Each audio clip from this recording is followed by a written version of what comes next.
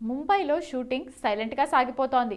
పుష్ప 2 తర్వాత అల్లు అర్జున్ అట్లీ దర్శకత్వంలో నటిస్తున్న ఈ సినిమా AA22 A6 పేరుతో మొదలైంది.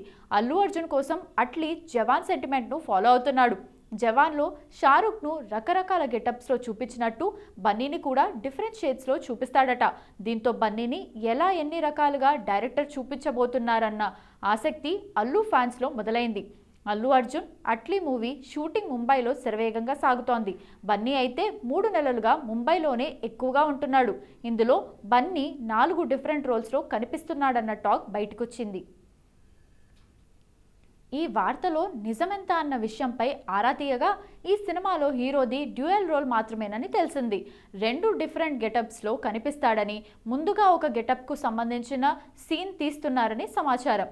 పుష్ప కోసం 5 ఏళ్ల పాటు గుబురుగడ్డంతో కనిపించిన బన్నీ అట్లీ కోసం స్టైలిష్ లుక్లోకి వచ్చేశాడు.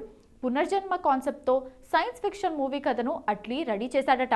కొత్త ప్రపంచాన్ని సృష్టించడానికి హాలీవుడ్ టెక్నీషియన్స్తో వర్క్ చేస్తున్నాడు అట్లీ. భారీ VFX వర్క్తో రూపొందుతున్న ఈ సినిమాను 1000 కోట్ల బడ్జెట్తో సన్ పిక్చర్స్ నిర్మిస్తోంది. AA26లో హీరోయిన్గా ఆల్రెడీ దీపికా పదుకొన్ను సెలెక్ట్ చేశారు. మరో 2 హీరోయిన్స్గా రష్మికతో పాటు మృణాల్ ఠాకూర్, జాన్వీ కపూర్ నటిస్తున్నారు. ప్రస్తుతం నడుస్తున్న ముంబై షెడ్యూల్ పూర్తి కాగానే మరో హీరోయిన్ని అనౌన్స్ చేస్తూ స్పెషల్ వీడియో రిలీజ్ చేస్తారట.